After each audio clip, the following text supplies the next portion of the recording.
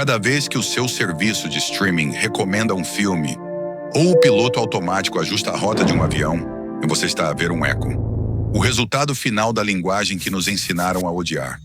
Porque nunca nos contaram que cada equação era a solução para um drama humano. Uma guerra de egos. O sonho de prever o futuro. A ousadia de questionar o próprio Euclides. Esta não é uma aula de matemática. Esta é a história do código secreto que construiu o mundo moderno. Lembre-se deste sentimento. A ansiedade, a frustração, a sensação de que o seu cérebro simplesmente não foi feito para isto. A pergunta silenciosa que ecoa na sua mente. Para que serve isto? Você não estava sozinho. Esta ansiedade matemática não é uma falha sua. É um fenômeno psicológico documentado.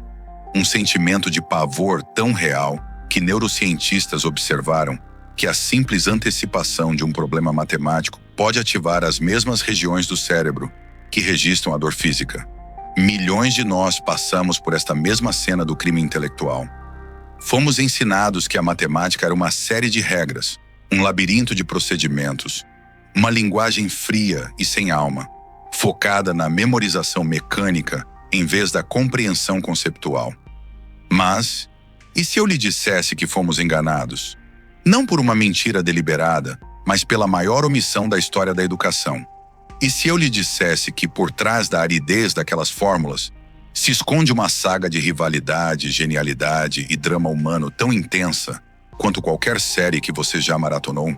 A investigação pedagógica moderna confirma.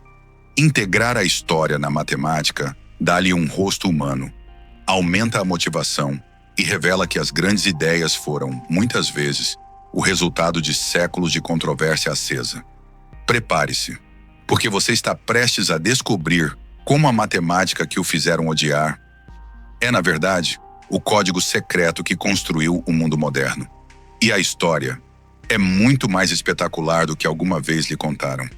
A nossa história começa com uma obsessão pela perfeição. Para os gregos antigos, como Euclides, a matemática era a linguagem dos deuses.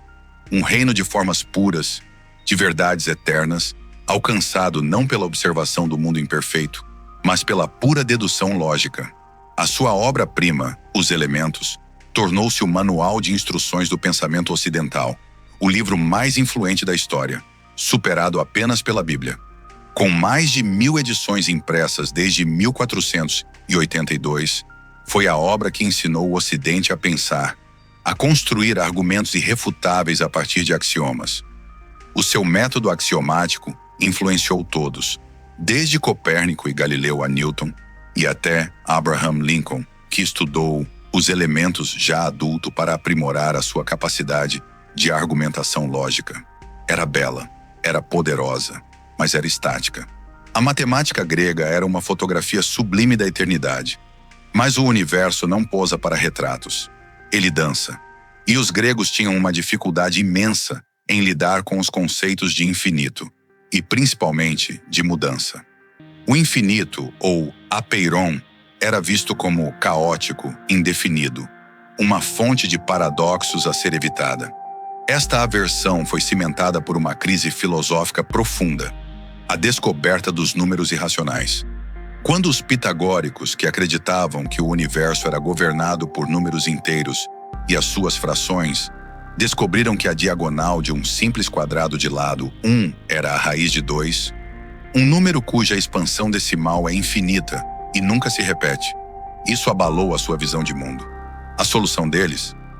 Varrer o problema para debaixo do tapete da geometria, representando 2 não como um número, mas como o comprimento imutável de um segmento de reta. Esta decisão, embora engenhosa, prendeu a matemática. Sem uma forma de domar o infinito, era impossível descrever o fluxo contínuo do tempo e do movimento. Gênios como Arquimedes levaram essa matemática ao seu limite absoluto. Ele era um engenheiro antes da engenharia existir, um mestre da geometria aplicada que, para o espanto dos seus contemporâneos, usava o seu conhecimento para criar máquinas de guerra lendárias. Relatos descrevem a garra de Arquimedes, um guindaste colossal que podia levantar navios romanos para fora da água, e contam como ele moveu, sozinho, um navio de guerra totalmente carregado, usando apenas um complexo sistema de roldanas. Mas mesmo ele estava limitado pelas ferramentas que tinha. Com o seu método da exaustão, ele roçou os limites do cálculo, medindo áreas e volumes curvos através de aproximações infinitas, mas sempre formuladas de modo a evitar o uso direto do infinito, para manter o rigor grego. A matemática dos gregos podia descrever na perfeição o que uma alavanca era em equilíbrio, mas tinha uma dificuldade imensa em descrever o que ela se tornava quando em movimento. Faltava-lhe a ferramenta mais crucial para descrever a realidade: a linguagem da mudança. Por mais de 1000 anos, o problema da mudança permaneceu um quebra-cabeças. Como calcular a velocidade de um planeta que acelera na sua órbita? Como encontrar a inclinação exata de uma curva num ponto específico? Como medir a área de uma forma irregular? O universo estava em constante fluxo, mas a matemática permanecia presa no tempo, congelada na perfeição estática da geometria. Até que, num dos casos mais extraordinários de descoberta simultânea da história, duas das maiores mentes da humanidade, Isaac Newton e Gottfried Leibniz, inventaram de forma independente a solução: o cálculo. O cálculo foi a ferramenta que finalmente deu voz ao movimento. Ele domou o infinito, permitindo-nos olhar para um instante de tempo tão pequeno que se aproximava de zero, e assim descrever a mudança contínua. Mas esta invenção não foi um momento de colaboração pacífica. Foi o início de uma das mais amargas e venenosas disputas intelectuais da história. De um lado, tínhamos Isaac Newton, um homem recluso, intensamente paranoico, que via a matemática como uma ferramenta para decifrar a mente de Deus. Para ele, o cálculo, ou o seu método das fluxões, era uma forma de descrever a realidade física.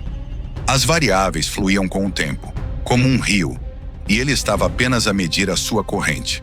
A sua notação, com pontos sobre as variáveis, refletia esta visão de movimento. Do outro lado, Gottfried Leibniz, um filósofo, diplomata e otimista que sonhava com uma linguagem universal da razão, uma característica universalis, que pudesse resolver todas as disputas humanas através da lógica. Para ele, o cálculo, com a sua notação elegante de dx e dy, que usamos até hoje, era um sistema lógico abstrato, uma ferramenta do pensamento, da qual a física era apenas uma das muitas aplicações. A sua notação era tão superior que sobreviveu, enquanto a de Newton se tornou uma curiosidade histórica. O que se seguiu foi uma guerra de egos, de nacionalismo, que dividiu a comunidade científica europeia por quase um século e, ironicamente, atrasou o progresso da matemática na própria Grã-Bretanha por gerações. A Royal Society de Londres, presidida pelo próprio Newton, formou um comitê para investigar as acusações de plágio contra Leibniz. O comitê, composto quase exclusivamente por apoiantes de Newton, produziu um relatório, o Commercium Epistolicum, que foi uma condenação unilateral e injusta, manchando a reputação de Leibniz. A Europa continental defendeu Leibniz e adotou a sua notação superior. Quem inventou primeiro? A verdade é que ambos o fizeram, a partir de perspectivas diferentes. Mas a disputa mostra-nos algo profundo. A ciência não é uma marcha fria e objetiva. É uma paixão humana, com toda a sua glória e a sua mesquinhez. E no meio desta guerra, nasceu a linguagem que iria permitir à humanidade, séculos mais tarde, enviar foguetes para a Lua e criar a inteligência artificial. Com o cálculo nas mãos, uma nova geração de matemáticos começou a construir o impensável. Eram os arquitetos do invisível, gênios cujos nomes raramente são mencionados fora dos círculos acadêmicos, mas cujas ideias são os alicerces do nosso mundo. Leonhard Euler, talvez o matemático mais prolífico de todos os tempos, foi uma força da natureza.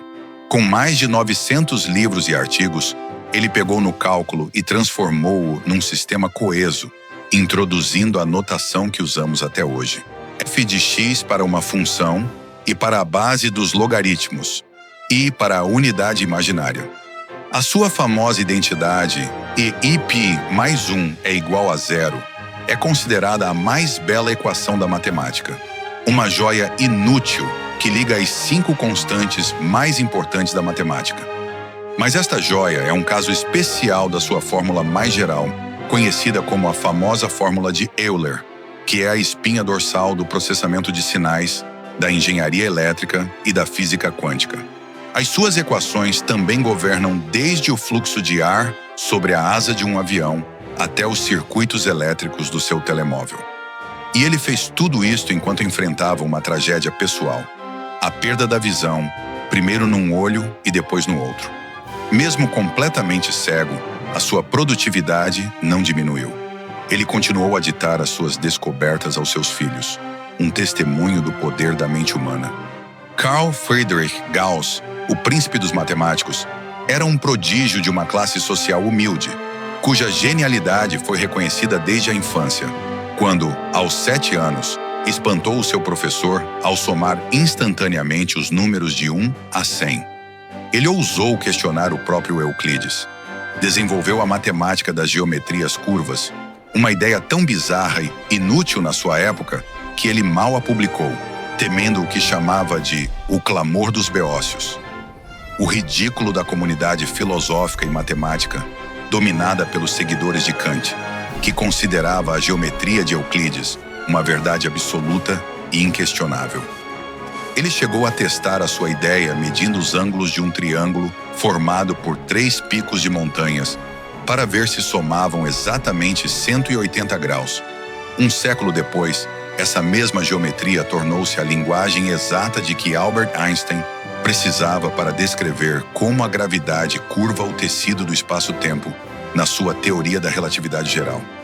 A famosa curva de sino de Gauss, que descreve a distribuição normal, é hoje a base da estatística, da ciência de dados e dos algoritmos de aprendizagem de máquina que decidem o que você vê nas redes sociais. E Pierre-Simon Laplace, que sonhava com um universo tão previsível que, se uma inteligência, mais tarde apelidada de demônio de Laplace, conhecesse o estado de cada partícula, poderia prever todo o futuro. Embora a física quântica tenha mostrado que este sonho determinista era impossível, a matemática que ele desenvolveu para persegui-lo, como a transformada de Laplace, tornou-se a base do processamento de sinais e da engenharia de controlo. Cada vez que o seu serviço de streaming lhe recomenda um filme, ou que um sistema de piloto automático ajusta a rota de um avião, você está a ver um eco do sonho impossível de Laplace. E assim voltamos à cena do crime. A matemática que nos fizeram odiar não era o problema. O problema era que nunca nos contaram a história. Nunca nos mostraram que cada equação era a solução para um drama humano. Cada símbolo um monumento a uma mente que ousou questionar o impossível. A linguagem da realidade não é fria. Ela é a partitura da mais bela sinfonia. Ela não é um conjunto de regras, mas a própria estrutura da razão, a gramática do universo. E a beleza que se esconde por trás de tudo, essa é a história que nós viemos contar. A matemática não é uma prisão. É a gramática do universo, a música secreta por trás de tudo. E esta é só a primeira nota. Se esta primeira página da história despertou a sua curiosidade, garanta que você não perca o próximo capítulo. Inscreva-se e junte-se a nós nesta exploração. A matemática deu-nos a linguagem para descrever o universo. Mas como se faz a pergunta certa?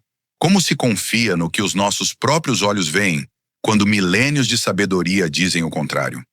A resposta daria à luz a uma força ainda mais poderosa que o cálculo: o método científico. Think in the Void.